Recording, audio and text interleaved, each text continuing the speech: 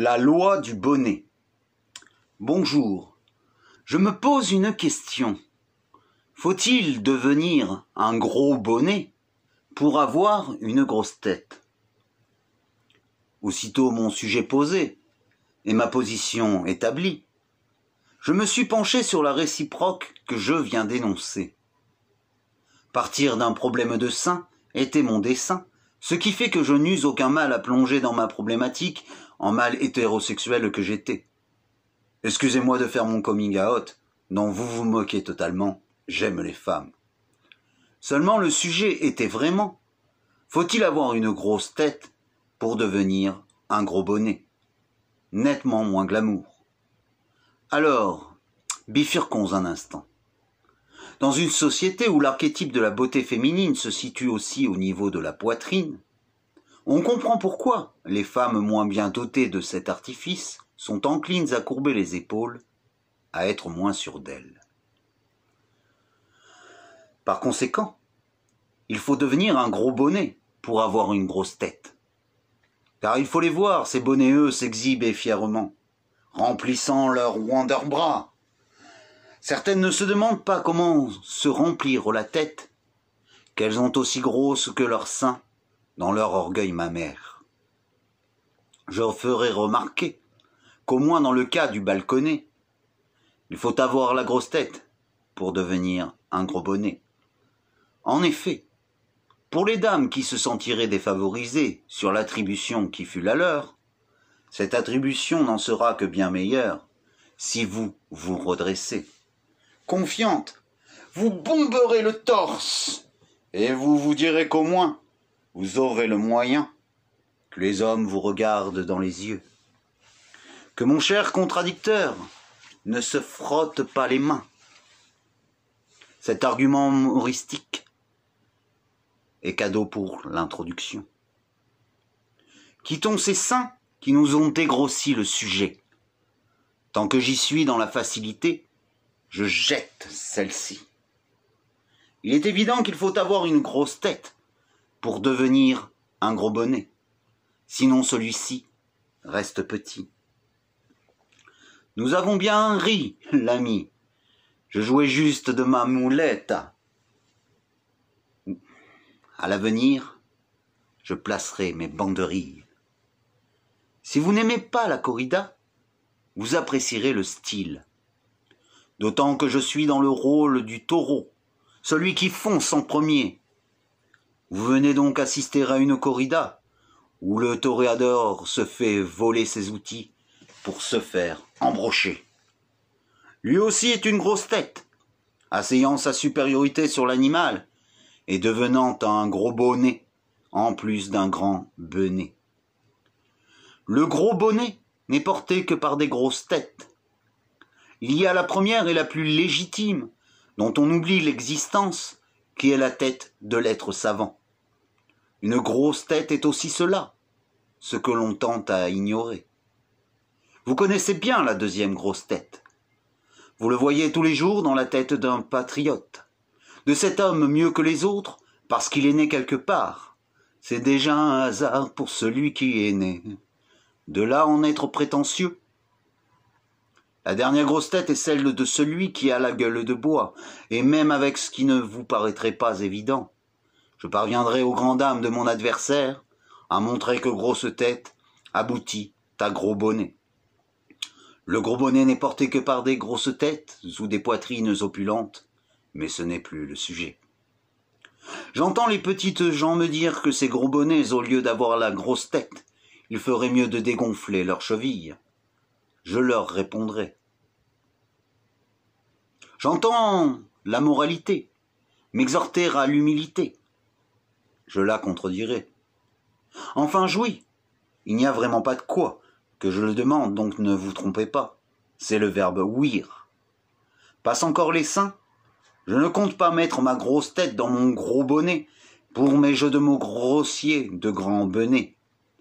Grand bonnet est au premier abord, car oui, tu es la non-logique de croire que sans grosse tête, on peut atteindre les sommets. Il faut rester mesuré pour devenir une personne importante, pour toujours progresser. Je l'entends. mais ne l'écoute pas. D'habitude, c'est le moment où je prends des arguments possibles de l'opposition pour en démonter quelques-uns. Seulement dans ce discours, je ne ferai que démontrer. Si je commençais à démonter, je n'aurais pour concurrent qu'un orateur qui serait bien obligé d'avoir la grosse tête pour devenir un bonnet de l'éloquence. Vous me permettez que cette réfutation soit écourtée. Ce n'est pas parce qu'on a la grosse tête qu'on manque de compassion. Je saute cette partie pour laisser une chance à mon adversaire que soit rallié son parti. Je souffre avec toi, adversaire. Moi aussi j'aime avoir ma position. J'ai la grosse tête sur les épaules et l'avenir du gros bonnet entre mes mains. Faisons parler de gros bonnet.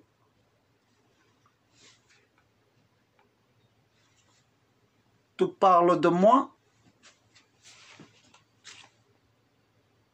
Tu plaisantes. Quand tu parles de gros bonnet, il parle de moi, Pablo. Le seul à avoir réussi en tant que couvre-chef, c'est le chapeau magique d'Harry Potter. Et c'est parce qu'il avait une grosse tête. Rends-toi compte. Il connaissait même les pensées enfantines du directeur Dumbledore. Avec moi, ce serait comme si un de mes subordonnés m'avait vu écouler mes premiers kilos. Or ceux qui l'ont vu ont voulu me supplanter. Il a fallu agir. Je disais à l'un d'eux, « Tu sais à qui tu parles? Tu parles à Pablo !» Et je lui tirais une petite balle dans la grosse tête qu'il commençait à prendre. Quand je dirigeais le cartel, les mécontents, je les arrosais. Les malhonnêtes d'argent, les honnêtes, vous devinez. Est-ce que j'étais bon, hein? J'étais mauvais? J'étais un gros bonnet. Fallait-il avoir la grosse tête pour le devenir? Certainement. Vous ne voulez accorder aucune valeur à la parole d'une personne aussi peu respectable que moi.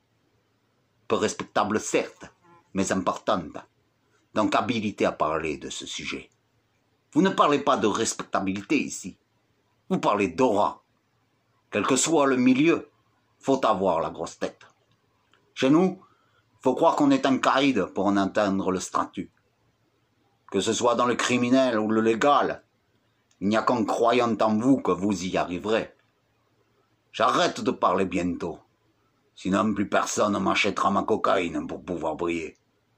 Je laisse la parole à un autre, partisan de la grosse tête, mais celle que moi j'attrape après ma bouteille de tequila. Paf! Voilà comment on me voit. À me juger ainsi, moi, Charles Bukowski, finirez-vous peut-être magistrat. Ah oui, vous êtes sains, vous, bande de macaques. Donnez-moi un bébé singe, il sera formidable. Du picon dans le biberon du petit con, et de l'agneau dans les pots pour bébé. Pas de doute, il aura la grosse tête. Il pourra devenir un gros bonnet comme papa. Écrivains alcooliques de père en fils pourront-ils écrire sur ces quatrièmes de couverture? Vous me prenez au réveil? J'ai l'air parfaitement lucide, et je vous déçois. Vous vouliez la bête de foire, celle qu'on exhibe sur les plateaux psychanalytiques où on me demande pourquoi je suis alcoolique, tout en étant bien content que je le sois pour vendre des choux gras. Serge Gainsbourg était le même bon client. Nous devrions dire « Nous buvons pour vous rendre intelligent ». Désolé que pour devenir un gros bonnet, un nom de la littérature, il ait fallu que j'aie la grosse tête. Mais je sais qu'il y a de meilleures façons de voir les étoiles. N'est-ce pas, monsieur Hubert Reeves? Je suis d'accord, et mon passage sera éclair comme celui d'une comète. Je ne suis pas le même type de gros bonnet qui a besoin de justification pour redorer son ethos. Cependant, n'étant pourtant pas du même milieu, je suis d'accord avec ceux qui vous expliquent sur leur parcours de vie. De même, on a la grosse tête quand si jeune, on affirme « je serai astrophysicien ».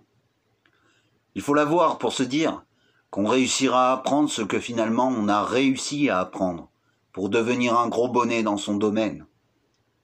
Et on finit par avoir la grosse tête, pour parvenir au rang de pointure dans notre matière de prédilection. Voilà, c'est tout en ce qui me concerne. Je n'ai fait ni d'éloge du trafic de drogue, ni d'éloge de l'alcoolisme avec mes hommes de paille. Avec Pablo, vous avez vu que les organisations criminelles veulent du charisme. Ce ne serait pas le meilleur modèle qui soit, mais après tout, gros bonnet, sonne mafia. Il ne faut pas occulter un exemple, sous peine qu'il fit des peines de prison. La confiance en soi est ce qui entraîne plus facilement la confiance des autres. Cela est encore vrai dans la promenade d'une geôle ou dans la cour de l'Élysée. Je ne suis pas bon en français. J'écris de piètres discours. Je ne connais pas la diplomatie. Du peuple je ne connais la vie et je le dédaigne, ce conglomérat d'abrutis. La vérité ne fait pas élire. Faire le coq, oui. Pensez-vous vraiment qu'on devint un gros bonnet en faisant son Calimero ? Mon contradicteur ne le pense déjà même plus. En science, c'est encore plus évident. Avec la science littéraire, on oublie guère le sens premier du terme avoir la grosse tête, signifiant de quelqu'un qu'il est savant. Devient alors encore plus flagrant qu'on ne peut devenir un expert dans un domaine uniquement au talent. Il faut emmagasiner du savoir. Je sais l'expression « la grosse tête », comme s'est empressé mon détracteur de vérifier, a une origine douteuse. La physiognomie affirme crânement donner des caractéristiques intellectuelles en fonction des caractéristiques du crâne. Considérant que la théorie scientifique ayant donné naissance à l'expression est complètement erronée, le détracteur accourt. Peut-on avoir quelque chose qui n'a pas de sens ? Du fait, toute la question n'est-elle pas à rejeter ? Doucement, l'ami. Ce n'est pas que l'expression n'a aucun sens. Elle en a déjà 3, si tu veux écouter. Et je m'évertue à étudier la question à l'examen de ces 3 sens. Nous viendrons débattre de l'étymologie des expressions un autre jour. Néanmoins, je suis fier de toi, l'ami. Tu prends la grosse tête. Un tour dans le show business accréditera un peu plus ma conviction. Bernard Werber, dans Le Miroir de Cassandre, faisait réfléchir un de ses personnages sur la justesse des proverbes. L'avenir appartient à celui qui se couche tôt, était discrédité. Puisque les gens influents se côtoient dans le milieu de la nuit, le proverbe devient « L'avenir appartient à ceux qui se couchent tard et qui des fois finissent avec la gueule de bois. » Il faut la grosse tête pour la carrière ou des postes dont on fait la promotion. Quand on vous élève à un poste pour lequel vous n'avez pas de compétences, méfiez-vous du poste low cost où on fera de vous un homme de paille. Sinon, vous avez la grosse tête de vous dire que vous en avez une. C'est sans doute ce qu'il est arrivé à notre président. Alors le gros bonnet, quel que soit le sens que prend l'expression, a eu la grosse tête pour le devenir. Pour conclure, si jamais j'avais eu à défendre une négative, j'aurais voulu dire non au fait qu'il faille devenir un gros bonnet. Car la beauté d'une femme se voit dans son regard, et non dans le vôtre sur son décolleté. Refermons la digression et revenons à la question formulée qui était « Faut-il avoir une grosse tête pour devenir un gros bonnet ?» Vous voilà convaincu que oui. Plus jeune sur les marchés, je vendais des melons de Cavaillon. Je ne me voyais pas plus tard vendre le melon de Macron, d'autant que je serais plus ami avec ceux qui ne ramènent pas leurs fraises. Mais c'était pour ma pomme, je ne devais dire que oui. La banane m'est revenue quand j'ai enfin vu que je n'étais pas la bonne poire qui se ferait manger par les vers ou prose de l'adversaire. Garde la pêche, je le lui dis. Je ne suis pas une truffe. Tu t'es vue princesse, mais il est minuit, et ton carrosse redevient citrouille. Trouille est le mot qui te convient, tu vas rester dans les choux. Il te faudra bien un peu de grosse tête pour gagner le gros bonnet que je mets en jeu ici.